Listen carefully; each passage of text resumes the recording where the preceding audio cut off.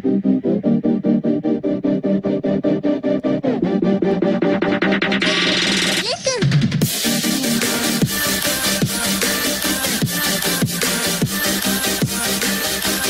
है दोस्तों आपका हमारे YouTube चैनल विश्लेषण ठाकुर में।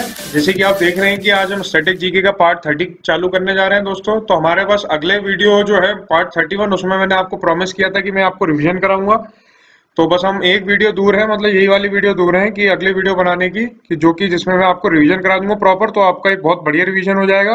और दोस्तों मैंने अब ये सोचा है कि पहले मैंने आपसे बोली थी कि मैं आपको 5 पार्ट्स का रिवीजन कराऊंगा, पर मैं दोस्तों देख लूंगा अगर 10 पार्ट का रिवीजन अगर हो पाता है तो मैं 10 पार्ट का रिवीजन करा दूंगा, या फिर आपको 5-5 पार्ट करके 2 पार्ट बना दूंगा अलग से, जिसमें आपको मैं खाली रिवीजन ही कराऊंगा आपको मैं। तो चलिए दोस्तों, पहले मैं आपको जो पिछला पार्ट था हमारा 29, उसका ही पहले मैं रिवीजन करा देता हूँ, शॉर्ट 2 से 3 मिनट का। तो उससे आपको सब चीजें क्लियर हो जाएंगी दोस्तों। तो चलिए दोस्तों स्टार्ट करते हैं।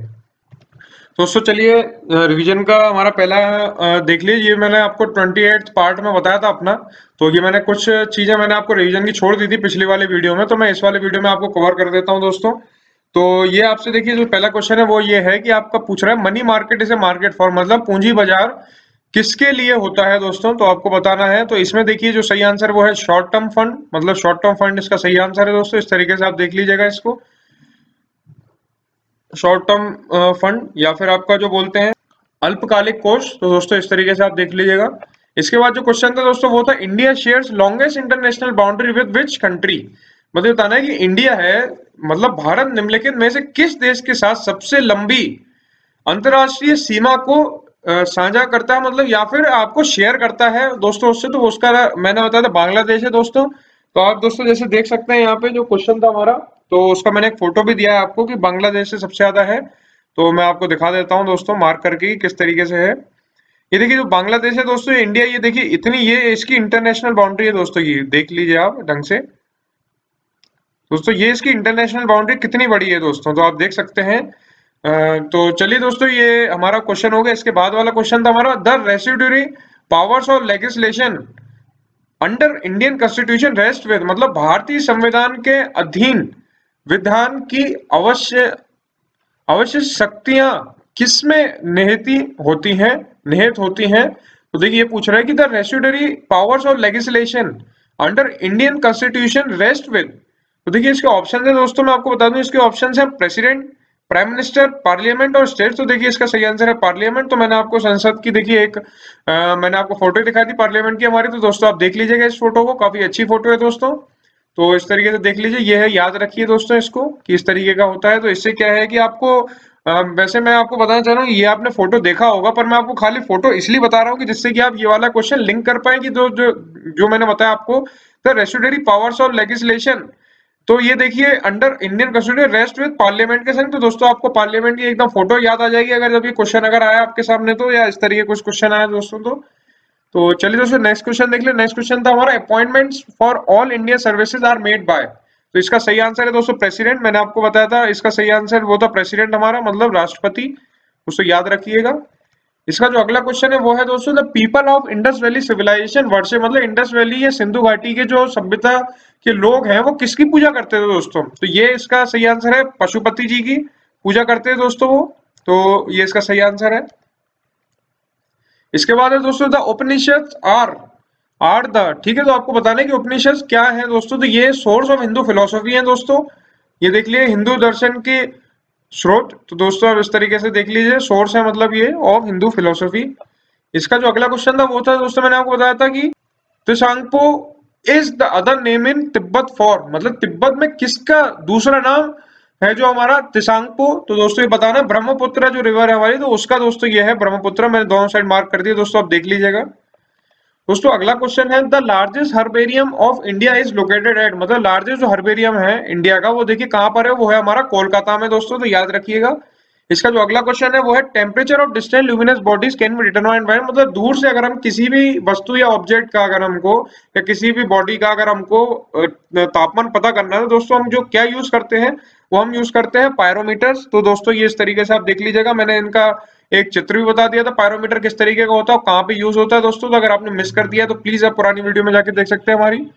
तो चलिए दोस्तों नेक्स्ट वाला हम देखते हैं। नेक्स्ट है in IT terminology failure in the kernel is called as crash. तो दोस्तों इसको याद रखिए, मैंने आपको खासतौर बताया था कि ये सीएस से रिलेटेड है, तो आप देख लीजिए, अगर आप याद कर पाए तो ठीक है, वरना कोई दिक्कत नहीं है। फिर इसका दूसरा क्वेश्चन है which of the following institution was not founded by Mahatma Gandhi, मतलब निम्नलिखित में से किस संस्था की स्थापना महात्मा गांधी ने नहीं की थी या महात्मा गांधी जी ने नहीं की थी। तो दोस्तों ये है विश्व भारती, इसकी स्थापना नहीं करी थी दोस्तों संस्थान की उन्होंने, महात्मा गांधी जी ने।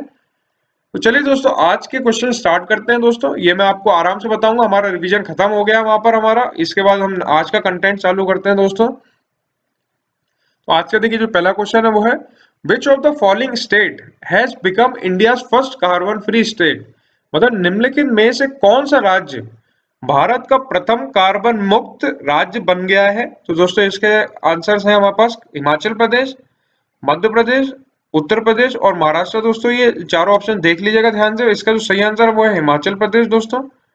तो आप इस तरीके देख लीजिए, हिमाचल प्रदेश का सही आंसर है दोस्तों। इसके बाद है energy travels from sun to earth through, मतलब ये बताना है तो जो एनर्जी है, जो हमारी जो ऊर्जा सूर्य से पृथ्वी की ओर किस प्रकार यात्रा करती है दोस्तों, तो ये बताना है कि energy travels from sun to earth through. तो देखिए इसके जो चार ऑप्शन हैं वो है दोस्तों कंडक्शन, कन्वेक्शन, रेडिएशन और मॉड्यूलेशन। तो दोस्तों रेडिएशन इसका सही आंसर है दोस्तों। अब मैं आपको समझा देता हूँ कैसे, क्योंकि काफी इंपॉर्टेंट क्वेश्चन है ये दोस्तों साइंस का और जीके का तो हो है ही।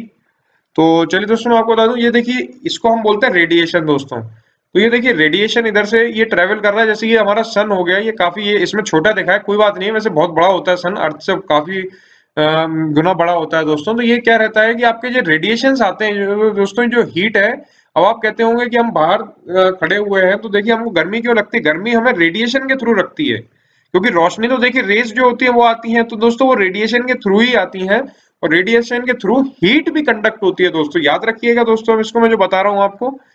तो ये इंफ्रारेड लाइट आती है, इनविजिबल लाइट आती है और अल्ट्रावायलेट लाइट्स आती है दोस्तों, मतलब जो हमारी यूवी रेस वगैरह होती हैं, तो अल्ट्रावायलेट रेस तो इस तरीके से दोस्तों होती हैं। मैंने आपको पहले भी अपने वीडियोस में कुछ क्वेश्चन में बताया, यूवी रेस के बारे में काफी अच्छे से डिटेल में बताया था आपको। तो चलिए दोस्तों अब हम जो दूसरे ऑप्शन है दोस्तों इनको देख लेते हैं, क्योंकि काम के हैं ये पहला हम कंडक्शन, कन्वेक्शन और मॉड्यूलेशन बताते हैं दोस्तों। मॉड्यूलेशन कुछ नहीं होता है दोस्तों, मैं आपको बताऊं, मॉड्यूलेशन सिंपल चीज है दोस्तों। क्या है ये कि देखिए मॉड्यूलेशन क्या होता है, जैसे कि आप वॉइस मॉड्यूलेशन आपने सुना होगा वर्ड, तो देखिए मॉड्यूलेशन क्या क्या चीज का है, जैसे आप साउंड बोलते हैं तो साउंड में मॉड्यूलेशन की चीज होती है दोस्तों, जैसे एक होता है एफएम जो आप सुनते हैं दोस्तों और एक होता है एएम, इस तरीके से होता है दोस्तों। एफएम होता है हमारा फ्रीक्वेंसी मॉड्यूलेशन, मतलब एफएम जो है हमारा वो है फ्रीक्वेंसी मॉड्यूलेशन दोस्तों, ये है फ्रीक्वेंसी मॉड्यूलेशन, याद रखिएगा मैंने आपके लिए लिख दिया है। और एएम होता है हमारा एम्पलीट्यूड मॉड्यूलेशन।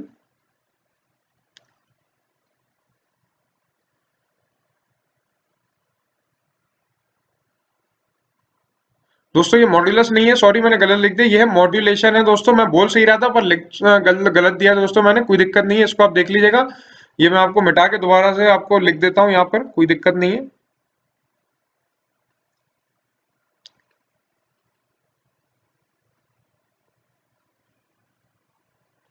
तो दोस्तों ये वाला जो एफएम था हमारा, ये होता है फ्रीक्वेंसी मॉड्यूलेशन,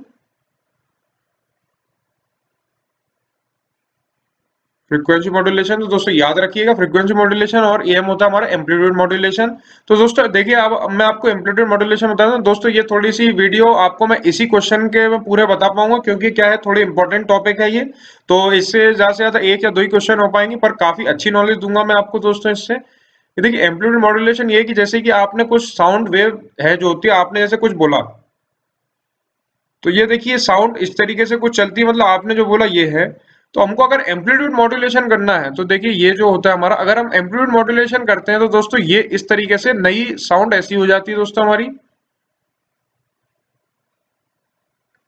दोस्तों इसका एम्पलीट्यूड बढ़ गया, मतलब एक तरीके से आप याद रखने के लिए ये कर सकते हैं, सिर्फ और सिर्फ दोस्तों फिर से बता दूं, याद रखने के लिए आप कर सकते हैं कि अगर आपने इसका एक तरीके एम्पलीट्यूड बढ़ा दिया, मतलब आपने इसको तेज कर दिया, थोड़ा सा लाउड कर दिया दोस्तों, तो इसका एम्पलीट्यूड आपने बढ़ा दिया, तो इस तरीके दोस्तों याद रख सकते हैं। अगर दोस्तों फ्रीक्वेंसी मॉड्यूलेशन की बात होती है तो ये है कि जैसे आपने फ्रीक्वेंसी मॉड्यूलेशन में ये है आपने ये बनाया, और जैसे ये आपने जो बोला है, जो ध्वनि जो साउंड है हमारे उसको इस तरीके से हम रिप्रेजेंट करा हमने वेव, तो अगर आप फ्रीक्वेंसी मॉड्यूलेशन करते हैं दोस्तों तो उसमें क्या रहता है कि ये जो होते हैं डिस्टेंस जो होता है ये जो होता है हमारा डिस्टेंस, ये इसको हम वेवलेंथ भी बोल सकते हैं दोस्तों। वेवलेंथ आधी है, ये वेवलेंथ हमारी ये पूरी होती है दोस्तों। मैं आपको दोबारा बता दूं, ये जो है हमारी, इसको हम वेवलेंथ बोलते हैं लैम्डा।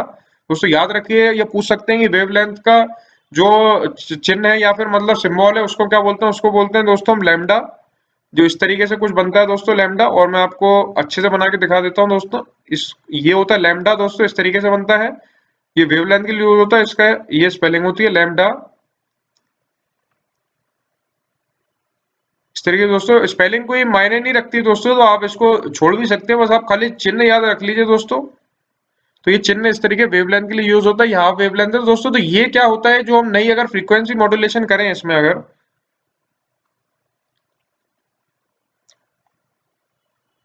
दोस्तों हम अगर इसमें फ्रीक्वेंसी मॉड्यूलेशन करें अगर, तो दोस्तों ये कुछ इस तरीके का होता है दोस्तों। ये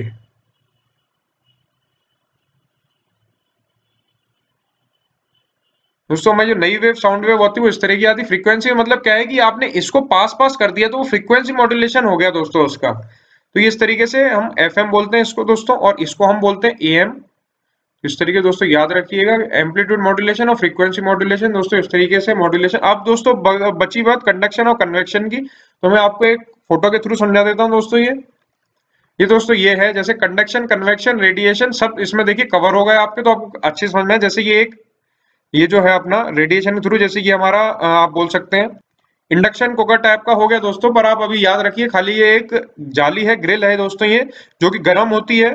तो क्या है, अगर आप देखिए जो ये गर्म होती है तो कंडक्शन के थ्रू, जैसे ये जो हो गया हमारा रेडिएशन इसमें से निकल रहा है, तो रेडिएशन के थ्रू दोस्तों गर्म हो रही है ये।